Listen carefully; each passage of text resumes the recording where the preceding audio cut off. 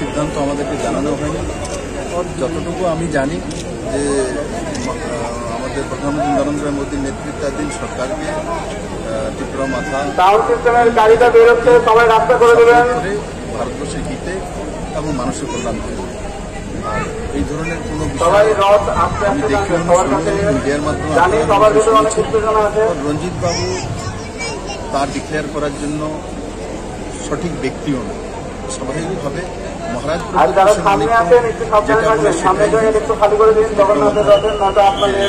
দলীয় কর্মসূচি তিনি আরেকটা বক্তব্য রেখেছেন যে কেন্দ্রীয় সরকারের কাছে যে দাবিগুলো রাখা হয়েছে সে দাবিগুলো পূরণ হয়নি, সরকারের থেকে লাভ কি ঠিক পুনরুদ্দিত বর্মার বক্তব্য। কেন্দ্রীয় সরকারের কাছে যে দাবিগুলো রাখা হয়েছে তেমন না, যে দাবিগুলো আমি সরকারকে সেগুলো পাঠিয়েছি, তার মধ্যে কিছুগুলো করা যায়, কিছু করা যায় না।